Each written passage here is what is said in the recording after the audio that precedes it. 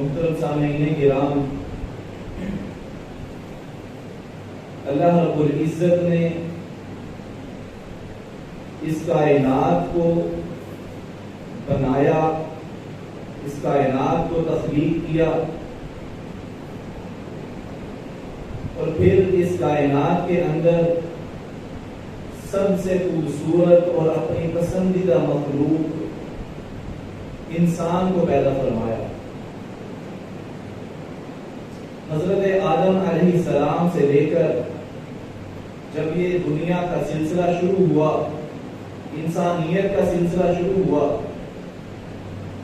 آہستہ آہستہ آبادی بڑھتی گئی، لوگ بڑھتے گئے،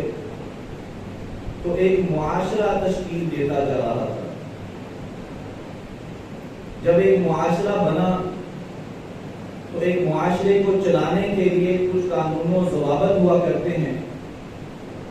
جس طرح اگر کسی ریاست کا کوئی بادشاہ ہو تو وہ کچھ قانون، کچھ ضوابط بناتا ہے کہ میری ریاست کے اندر، میری ملکیت کے اندر اگر کسی کو رہنا ہے تو اس کو ان قانون کی پاسداری کرنی ہوگی، ان قوانین کو سمجھنا ہوگا، اس پر عمل درآمد کرنا ہوگا۔ اسی طرح اللہ رب العزت نے جب اس کائنات کو پیدا کیا، پھر اس کے اندر انسانوں کو پیدا کیا، اللہ رب العزت نے بھی بادشاہ ہونے کی حیثیت سے اللہ رب العزت نے انسانوں کے لیے، اس معاشرے میں رہنے کے لیے کچھ قانون و ضوابط بنائے جو اپنی اپنی امتوں کے وقتوں میں ان کے لیے ہوا کرتے تھے۔ حضرت آدم سے لے کر کے نبی مکرم صلی اللہ علیہ وسلم تک کئی امتیں آئیں، کئی قومیں آئیں، اور ان کے لیے ان کے قوانین، ان کے ضوابط اللہ رب العزت نے آسمان سے نازل فرمائے۔ جو لوگ اللہ رب العزت کے ان قوانین کے مطابق زندگی گزارتے گئے، اللہ رب العزت کے قوانین کی پاسداری کرتے ہوئے انہوں نے اپنے معاشرے کو تشکیل دیا، تو ان کے معاشرے وہ امن کا گہوارہ بھی بنے، ان پر برکات کا اور رحمتوں کا نزول بھی ہوا۔ لیکن جنہوں نے اللہ رب العزت کے ان معاشرتی قوانین کو نہیں اپنایا، ان کی پاسداری نہیں کی، تو اللہ رب العزت نے ان قوموں کو اس طرح ان کا نام و نشان مٹایا کہ آج ڈھونڈنے پر بھی ان کا کوئی نام و نشان نہیں ملتا۔ جب آخری پیغمبر نبی مکرم صلی اللہ علیہ وسلم کی باری آئی تو اللہ رب العزت نے اس قرآن مجید کو نازل فرمایا، جس طرح کہ ہم نے پچھلے خطبہ جمعہ میں بھی اس موضوع پر بات کی تھی کہ اس قرآن کو نازل اس لیے کیا گیا کہ اس کو سمجھ کر کے اس پر عمل کیا جائے۔ یہ کتاب اللہ رب العزت نے قوانین و ضوابط، احکام و مسائل کی کتاب نازل فرمائی کہ اس کی صرف تلاوت نہیں کرنی بلکہ اس کو سمجھنا ہے کہ اس کے اندر اللہ رب العزت نے کون سے قوانین بیان کیے ہیں کہ جن کو اختیار کر کے ہم اپنی معاشرتی زندگی کو بھی بہتر بنا سکتے ہیں۔ آج اگر ہم اپنے معاشرے کے اندر دیکھیں تو ایک بے اطمینانی، بے سکونی اور امن دور دور تک کہیں نظر نہیں آتا۔ ہر انسان پریشان، نفسا نفسی کا عالم، ہر کسی کو اپنی پڑی ہے۔ ہر کوئی یہ چاہتا ہے کہ میرے پاس مال و دولت آ جائے، میرے پاس پیسہ آ جائے، دنیا کی ہر نعمت مجھے مل جائے، باقی سارے لوگ چاہے بھاڑ میں جائیں، ہر چیز بس میرے پاس آ جائے، مجھے کسی اور کی پرواہ نہیں۔ اور یہ معاملات کیوں ہیں؟ کیونکہ ہم اللہ رب العزت کے ان قوانین کو نہ پڑھا، نہ ان کو سمجھا جو اللہ رب العزت نے ہمارے لیے نازل فرمائے تھے کہ اے ایمان والو، ان قوانین کو اختیار کرنا ہے۔ یہ قوانین کو اختیار کرو گے تو اللہ رب العزت تمہارے معاشرے میں امن و سکون عطا فرمائے۔ سورۃ الحجرات، کو اللہ رب العزت نے نازل فرمایا اور مفسرین اس سورت کے بارے میں لکھتے ہیں کہ اس سورت میں اللہ رب العزت نے اخلاقیات کو بیان کیا ہے، اور ان اخلاقیات کا تعلق اللہ رب العزت کے ساتھ بھی ہے، ان اخلاقیات کا تعلق رسول اللہ صلی اللہ علیہ وسلم کی ذات کے ساتھ بھی ہے، ان اخلاقیات کا تعلق اگر مسلمانوں میں کوئی فاسق شخص ہے تو اس کے ساتھ بھی ہے، اور ایمان والوں کے آپس میں تعلقات کے بارے میں بھی اللہ رب العزت نے اس سورت کو نازل کروایا ہے کہ مسلمانوں کا تعلق اللہ کے ساتھ کیسا ہونا چاہیے، مسلمانوں کا تعلق پیارے پیغمبر صلی اللہ علیہ وسلم کے ساتھ کیسا ہونا چاہیے، مسلمانوں کا تعلق اپنے اندر موجود فاسق لوگوں کے ساتھ کیسا ہونا چاہیے، اور مسلمانوں کا تعلق اپنے اندر موجود مومن مسلمان بھائیوں کے ساتھ کیسا ہونا چاہیے۔ یہ سارے تعلقات، یہ اخلاقیات، یہ معاشرت کے آداب، یہ اللہ رب العزت نے اس سورۃ الحجرات میں بیان کروایا ہے۔ سورۃ الحجرات کا آغاز کچھ اس طرح، یا ایھا الذین آمنوا لا تقدموا بین یدی اللہ ورسولہ واتقوا اللہ ان اللہ سمیع علیم، کہ اے ایمان والو، اللہ اور اللہ کے رسول صلی اللہ علیہ وسلم سے آگے نہیں بڑھنا۔ اب اگر اس چیز کو ہم انفرادیت میں لیں، ہر شخص صرف اپنے بارے میں سوچے کہ کیا میں ہر کام کرنے سے پہلے یہ سوچتا ہوں کہ اللہ رب العزت نے اور پیارے پیغمبر صلی اللہ علیہ وسلم نے اس کام کے بارے میں کیا حکم دیا ہے؟ کیا جب میں اپنے بچوں کے لیے یا شادی کرنے کا سوچتا ہوں تو کیا میں یہ سوچتا ہوں کہ اللہ رب العزت کے پیارے پیغمبر صلی اللہ علیہ وسلم نے کس طرح کی لڑکی کو پسند کرنے کا حکم دیا؟ اور پھر شادی کی تقریبات اور مختلف ہمارے مسائل اس دنیا کی زندگی میں رہتے ہوئے معاشیات سے متعلق کہ اگر میں نے کوئی کاروبار شروع کرنا ہے تو کیا وہ کاروبار اللہ اور اللہ کے رسول صلی اللہ علیہ وسلم کے فرامین کے مطابق ہے؟ اگر کہ کوئی بھی کام انسان اس دنیا کی زندگی میں کوئی بھی معاملہ کرنے سے پہلے ہم میں سے کوئی بھی یہ چیز نہیں سوچتا۔ ہم یہ تو بیٹھ کے ڈسکس کرتے ہیں کہ اگر میں کوئی کاروبار شروع کرنے لگا ہوں تو میرے پاس بجٹ کتنا ہے، میرے پاس مال کتنا ہے جس کو میں خرچ کروں گا۔ ہم یہ تو ڈسکس کرتے ہیں کہ مجھے ماہانہ یا ویکلی یا منتھلی یا سالانہ اتنا پروفٹ چاہیے، اتنا منافع مجھے چاہیے، یا میں یہ کام کرنے لگا ہوں اس کے اندر مجھے منافع کتنا ہوگا۔ ہم یہ ساری چیزیں ڈسکس کرتے ہیں، ان ساری چیزوں کو بحث میں لے کر کے آتے ہیں، لیکن آج تک کبھی ہم نے یہ سوچا کہ جو کام میں کرنے لگا ہوں، جو معاملہ میں اختیار کرنے لگا ہوں، اللہ اور اللہ کے رسول صلی اللہ علیہ وسلم کا اس کے بارے میں کیا فرمانا؟ نہیں، ہم کبھی اس چیز کو نہیں سوچتے۔ اور یہ تو انفرادیت ہے معاشرتی معاملات میں۔ ہم گھر سے نکلے باہر، راستے میں کسی سے ملاقات ہوئی تو کیا ہم نے سوچا کہ اسلام نے ہمیں ملاقات کرنے کے کیا آداب سکھائے ہیں؟ اگر ملنے والا کو مجھ سے چھوٹا ہے تو اس سے میں نے کیسے پیش آنا ہے؟ اگر ملنے والا کو مجھ سے بڑی عمر کا ہے تو میں نے اس کے ساتھ کیسے پیش آنا ہے؟ نہیں، ہم ان چیزوں کو نہیں دیکھتے، ہم ان چیزوں کو سمجھنے کی کوشش ہی نہیں کرتے، اور پھر ہم گلہ یہ کرتے ہیں کہ ہمارے معاشرے کے اندر امن اور سکون نہیں۔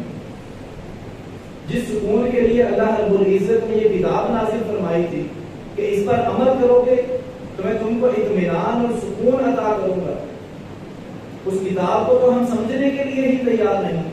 کہ اس کے اندر ہمیں کیا اصول، کیا قوانین سمجھائے جا رہے ہیں، اور پھر ہم گلہ کرتے ہیں کہ ہمارے معاشرے میں سکون نہیں ہے، بے امنی ہے، بے چینی ہے، بے قراری ہے۔ رسول اللہ صلی اللہ علیہ وسلم نے حضرت معاذ بن جبل رضی اللہ عنہ ان کو یمن کا گورنر مقرر کیا، اور جب وہ جانے لگے تو رسول اللہ صلی اللہ علیہ وسلم نے سوال کیا کہ اے معاذ،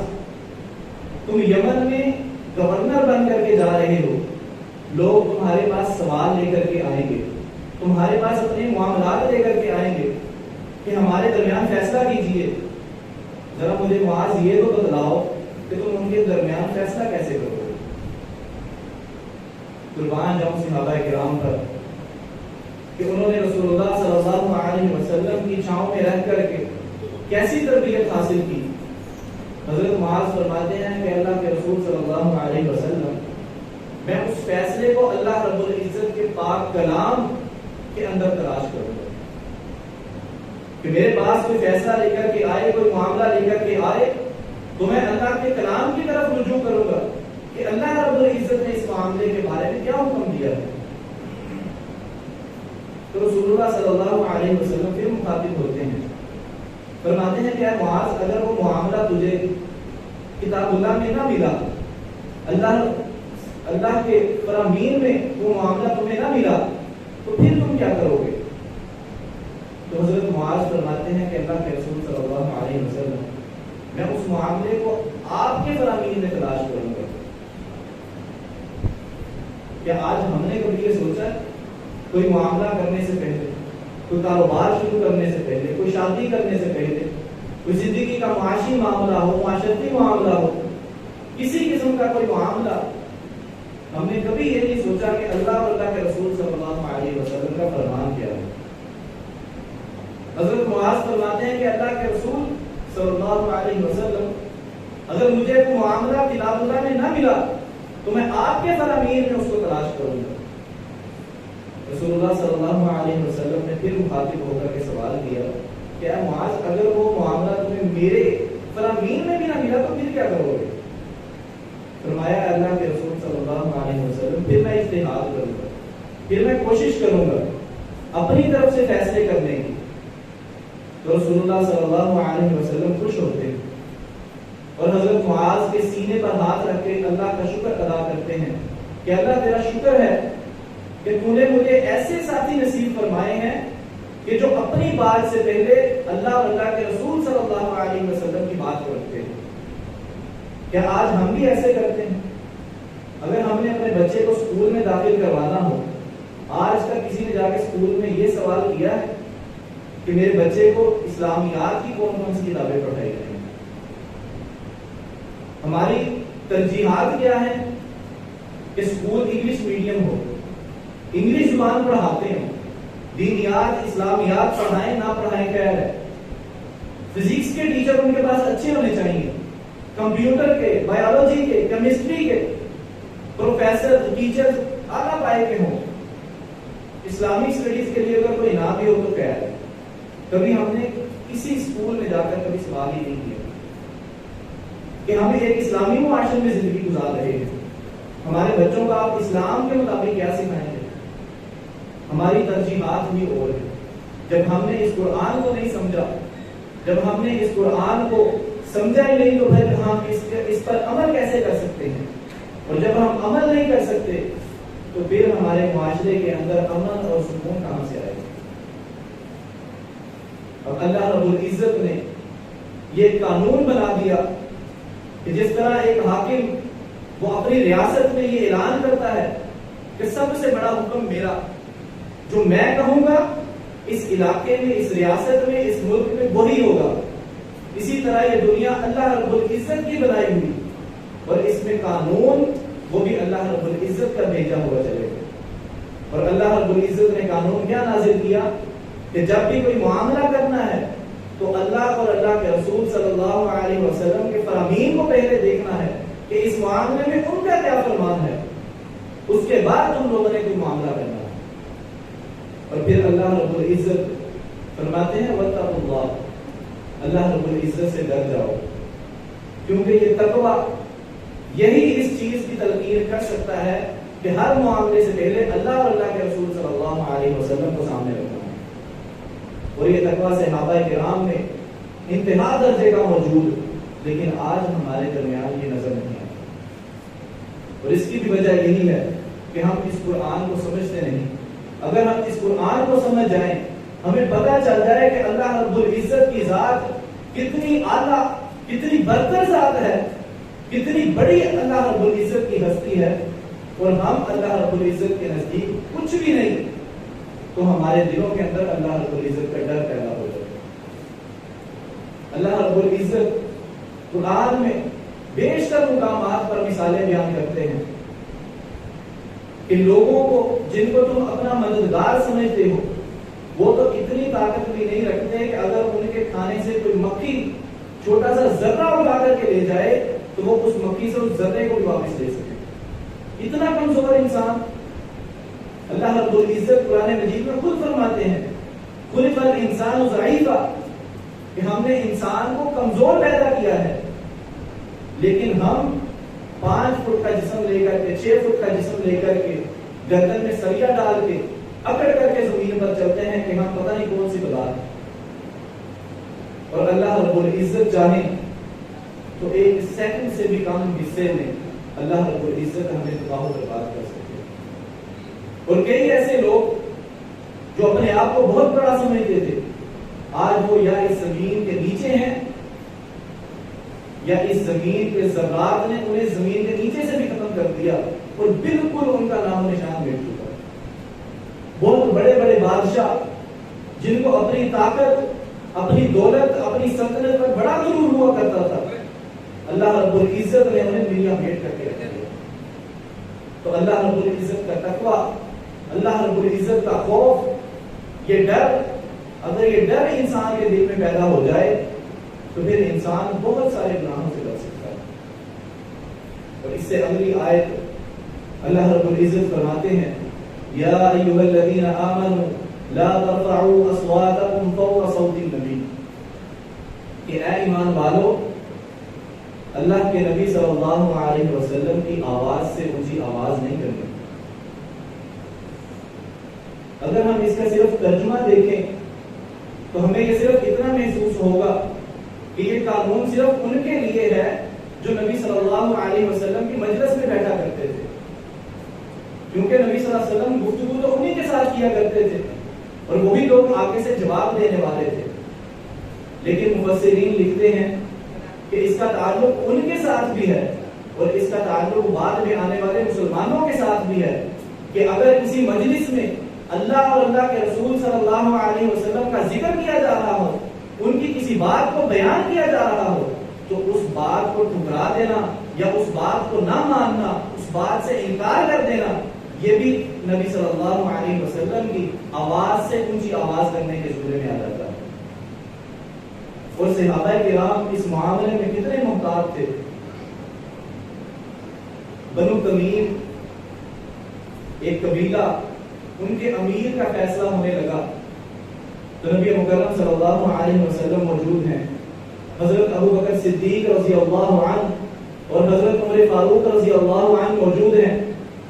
اب حضرت ابو بکر صدیق رضی اللہ عنہ اس قبیلے کے ایک شخص کی طرف سے کہتے ہیں کہ نبی صلی اللہ علیہ وسلم اس کو امیر بنائیں. ایک اور شخص کے لیے حضرت عمر فاروق رضی اللہ عنہ وہ سفارش کرتے ہیں کہ آپ اس کو امیر بنائیں. حضرت ابو بکر صدیق رضی اللہ عنہ حضرت عمر فاروق سے کہتے ہیں کہ اے عمر تو میری مخالفت کر رہا ہے. ایسی باتیں کرتے کرتے ان کی آواز اتنی بلند ہو گئی کہ نبی کریم صلی اللہ علیہ وسلم سے بھی زیادہ اونچی آواز ان کی ہو جاتی. اب اللہ رب العزت قرآن نازل فرماتے ہیں.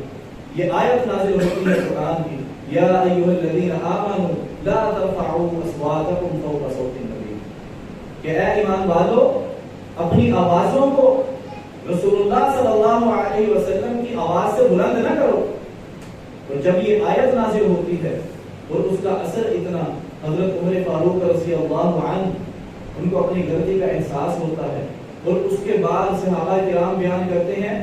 کہ حضرت عمر فاروق کی آواز اتنی کم ہوا کرتی کہ نبی مکرم صلی اللہ علیہ وسلم کو دوبارہ سے مخاطب کر کے سوال کرنا پڑتا کہ اے عمر ذرا دوبارہ بتلاؤ تم نے کیا کہا ہے. آج ہماری حالت ذرا دیکھیں. آج ہمارے سامنے رسول اللہ صلی اللہ علیہ وسلم کا فرمان پیش کیا جائے تو ہمارے پاس دنیا جہان کے بہانے ہوتے ہیں کہ میں یہ کام اس لیے نہیں کر سکتا، لوگ کیا کہیں گے، میرے گھر والے کیا کہیں گے، میرے تو بیوی بچے نہیں مانتے، اگر میں ایسے کرنا شروع کر دوں میں بھوکا مر جاؤں،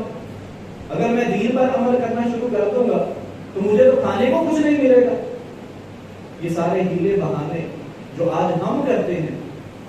یہ سارے اسی چیز کے زمرے میں آ جائیں گے کہ نبی مکرم صلی اللہ علیہ وسلم کا جب فرمان ہمارے سامنے آیا، ہم نے اس کا انکار کیا، اس کو ٹھکرایا، تو ہماری آواز بھی نبی صلی اللہ علیہ وسلم کی آواز سے اونچی ہو گئی۔ اور پھر اس کا نقصان کیا ہے؟ اللہ رب العزت کسی آیت کے اگلے حصے میں اس کا نقصان بھی بیان فرماتے ہیں، ان تحبط اعمالکم وانتم لا تشعرون، کہ اے ایمان والو اگر تمہاری آواز رسول اللہ صلی اللہ علیہ وسلم کی آواز سے اونچی ہو گئی تو نقصان کیا ہوگا؟ تمہارے سارے اعمال ضائع کر دیے جائیں گے اور تمہیں پتہ بھی نہیں چلے گا۔ نبی مکرم صلی اللہ علیہ وسلم نے فرمایا کہ ایک انسان کوئی ایسی بات کرتا ہے کہ جو بات اللہ رب العزت کو بڑی پسند آتی ہے، اور اس انسان کو پتہ بھی نہیں ہوتا کہ میں نے جو بات کی ہے وہ اللہ رب العزت کو بڑی پسند آئی ہے، اور اللہ رب العزت اس بات کی وجہ سے اس کے درجات بلند کر دیتے ہیں۔ اور پھر فرمایا کہ انسان کبھی کبھی ایسی بات بھی کرتا ہے کہ اس کی ایک بات کی وجہ سے اللہ رب العزت اتنے ناراض ہو جاتے ہیں، اتنے ناراض ہو جاتے ہیں کہ اس کی زندگی کی ساری نیکیوں کو ضائع کر دیتے ہیں، اور اس انسان کو پتہ بھی نہیں ہوتا۔ اسی لیے اپنی زبان کو چلانے سے پہلے، کوئی الفاظ زبان سے نکالنے سے پہلے اپنے دماغ، اپنے ذہن کے گھوڑوں کو دوڑائیں، اور ذرا بات کرنے سے پہلے یہ سوچ لیں کہ جو بات میں کر رہا ہوں یا کرنے لگا ہوں، یہ بات کہیں اللہ اور اللہ کے رسول صلی اللہ علیہ وسلم کے خلاف تو نہیں چلی جائے گی، کہیں یہ نہ ہو کہ میں اپنی زبان کی تیزی دکھانے کے چکر میں اپنی زندگی کی ساری نمازیں، سارے روزے، زندگی میں محنت مشقت کر کے کمائے ہوئے پیسے اور ان کو اللہ رب العزت کے راستے میں خرچ کیا، اور وہ ساری نیکیاں میری صرف ایک کلمہ جو اللہ رب العزت کو پسند نہ آئے، اور اس کی وجہ سے میرے یہ سارے اعمال دنیا میں ہوئے۔ یہ اللہ رب العزت نے ہمیں تعلیم دی کہ ہم نے اس دنیا کی زندگی میں رہتے ہوئے جب ایک اسلامی معاشرے کے اندر رہنا ہے تو ہم نے رسول اللہ صلی اللہ علیہ وسلم کے فرامین کو ترجیح دینی ہے، ہم نے ان کی بات پر اپنی بات کو ترجیح نہیں دینی۔ اگر رسول اللہ صلی اللہ علیہ وسلم کا کوئی فرمان آ جاتا ہے، اب وہ میری عقل میں نہیں آ رہا، میری سمجھ میں نہیں آ رہا، تو یہ میری کم عقلی ہے، لیکن میں کہوں کہ یہ میری سمجھ میں نہیں آیا اس لیے میں نہیں مانتا، یہ میری عقل سے بالا تر ہے، تو اس لیے میری سمجھ میں تو یہ نہیں آیا کہ رسول اللہ صلی اللہ علیہ وسلم نے یہ فرمان کیوں دیا، یہ حکم کیوں دیا، اس لیے میں اس بات کو نہیں مان سکتا۔ نہیں میرے بھائی، وہ بات سمجھ آئے، اس کی لاجک سمجھ آ جائے تب بھی اس کو ماننا ہے۔ اگر اس کی کوئی لاجک سمجھ میں نہیں آتی، ہماری عقل اتنی وسیع نہیں کہ ہم اللہ رب العزت کے فیصلوں کو سمجھ سکیں، ہم انسان ہیں، اللہ رب العزت نے ہمیں اتنی وسیع عقل نہیں دی۔ اگر وہ بات ہماری سمجھ میں نہیں آتی، اس کا مقصد ہمیں سمجھ نہیں آتا، صرف اتنا سمجھ لیجئے کہ اللہ رب العزت کے بعد سب سے اعلیٰ ہستی نبی مکرم صلی اللہ علیہ وسلم کی ہستی ہے، اور ان کا یہ فرمان ہے، اور ہم نے اس فرمان کو مانا۔ ہم نے اس کی لاجک مل جائے تو ٹھیک ہے، اس کا مقصد پتہ چل جائے تو بہتر ہے، عمل کرنے میں اور آسانی۔ لیکن اگر اس کی لاجک ہمیں سمجھ نہیں آتی تو ہم نے یہ کہہ کر کے اس بات کو ہم نے ٹالنا نہیں ہے، اس بات کا انکار نہیں کرنا کہ مجھے سمجھ نہیں آیا اس لیے میں نہیں مانتا، بلکہ ہم نے اس بات کو ماننا ہے کیونکہ ہم اللہ رب العزت پر اور پیارے پیغمبر صلی اللہ علیہ وسلم پر ایمان لے کر کے آئے ہیں، اور یہ ایمان ہمارا غیب پر ایمان ہے کہ جو اللہ اور اللہ کے رسول صلی اللہ علیہ وسلم نے فرما دیا وہ بالکل سچ، ہمیں سمجھ آئے نہ آئے وہ سچ ہے، اور ہم نے اس پر عمل کر کے دکھانا۔ اسی طرح اللہ رب العزت اس سے اگلی آیت میں ان لوگوں کے بارے میں انعام کا بھی ذکر کرتے ہیں کہ جو لوگ نبی مکرم صلی اللہ علیہ وسلم کی فرامین پر، ان کی گفتگو پر، ان کی آواز پر اپنی آواز کو پست کر لیتے ہیں۔ انعام کیا ہے؟ اللہ رب العزت فرماتے ہیں اولئک الذین امتحن اللہ قلوبهم للتقوی، کہ وہ لوگ جنہوں نے اللہ رب العزت کے پیارے پیغمبر صلی اللہ علیہ وسلم کے سامنے اپنی آوازوں کو پست کر لیا، اپنی رائے کو پیچھے رکھ کر کے رسول اللہ صلی اللہ علیہ وسلم کے حکم کو مان لیا، ان کے لیے انعام کیا ہے؟ اللہ رب العزت نے ان لوگوں کے دلوں کا امتحان لیا اور ان کے دلوں میں تقویٰ پایا گیا۔ عمومی طور پر تو یہ آیت ہر مسلمان کے لیے فٹ ہو جائے گی کہ جو مسلمان رسول اللہ صلی اللہ علیہ وسلم کے فرامین کو انکار کا نہیں بلکہ اس پر لبیک کہتا ہے۔ لیکن خصوصاً یہ آیت صحابہ کرام کے لیے نازل ہوئی کہ جب صحابہ کو پتہ چلا کہ ہماری آوازیں رسول اللہ صلی اللہ علیہ وسلم کی آواز سے بلند ہو جاتی ہیں تو انہوں نے اس عمل کو چھوڑ دیا، انہوں نے اس عمل کو ترک کر دیا۔ ایک صحابی ثابت بن قیس رضی اللہ عنہ، ان کی آواز فطرتاً اونچی تھی، جس طرح ہم میں اکثر لوگ ہوتے ہیں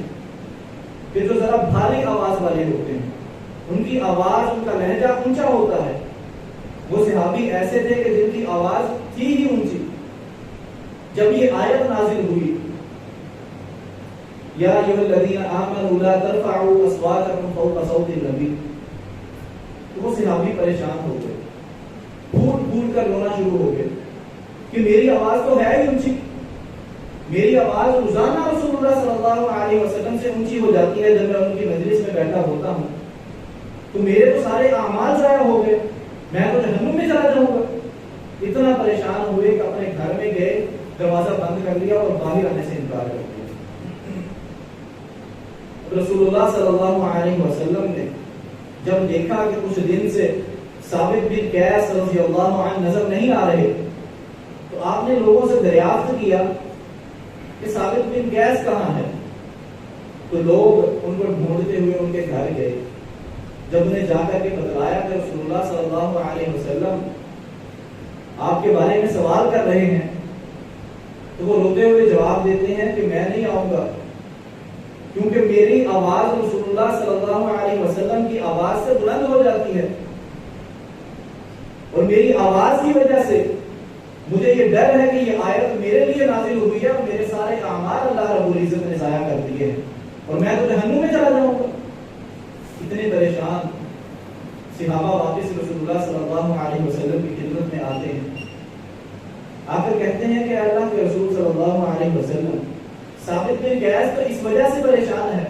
کہ اس کی آواز آپ سے بلند ہو جاتی ہے اور وہ کہہ رہا ہے کہ میں تو جہنمی ہو گیا، میری آواز رسول اللہ صلی اللہ علیہ وسلم سے بلند ہو گئی۔ تو رسول اللہ صلی اللہ علیہ وسلم نے فرمایا کہ جاؤ اسے بلا کر کے لے کر کے آؤ اور اسے کہو کہ رسول اللہ صلی اللہ علیہ وسلم نے فرمایا ہے کہ ثابت بن قیس جنتی ہے، اللہ رب العزت نے اس کے کسی عمل کو ضائع نہیں کیا۔ اور صحابہ کرام بیان کرتے ہیں کہ ہم نے دیکھا کہ پھر جب مسیلمہ کذاب نے نبوت کا جھوٹا دعویٰ کیا تو اس وقت یہی ثابت بن قیس رضی اللہ عنہ جب باقی صحابہ کے جنگ میں سے پاؤں اکڑنے لگے تو یہ ثابت بن قیس رضی اللہ عنہ کفن پہنا ہوا، خوشبو لگائی ہوئی میت والی، اور جنگ میں آگے بڑھتے اور کہتے ہیں کہ تم لوگ ان سے ڈر رہے ہو، اور صحابہ بیان کرتے ہیں کہ پھر اسی موقع پر وہ لڑتے لڑتے شہید ہو جاتے ہیں۔ اور صحابہ بیان کرتے ہیں کہ جب تک وہ ہمارے درمیان موجود تھے، جب ہم ان کو دیکھتے تو ہمیں اللہ کے رسول صلی اللہ علیہ وسلم کا فرمان یاد آ جاتا کہ اللہ رب العزت کے پیارے پیغمبر صلی اللہ علیہ وسلم نے فرمایا تھا کہ ثابت بن قیس جنتی ہے۔ لیکن آج ہم دیکھیں، ذرا اپنے گریبان میں جھانک کر کے دیکھیں کہ کیا جب میرے سامنے تو رسول اللہ صلی اللہ علیہ وسلم کا فرمان پیش کیا جاتا ہے تو کیا میں آنکھیں بند کر کے اس پر عمل کرتا ہوں یا میں اس کو ٹٹولنے کی شروع کر دیتا ہوں؟ اسے ٹٹولنا کہ یہ کیوں کہا گیا، ایسا نہیں کہنا چاہیے تھا، یہ تو ہماری عقل کے خلاف ہے، یہ تو ہماری دنیا کے قانون کے خلاف ہے، یہ فطرت کے خلاف ہے۔ لوگ ایسی ایسی باتیں کر جاتے ہیں اور بالکل بھی سوچتے نہیں کہ اللہ رب العزت ہمارے اعمال کا کیا حال کرے گا۔ انشاءاللہ آئندہ خطبہ جمعۃ المبارک میں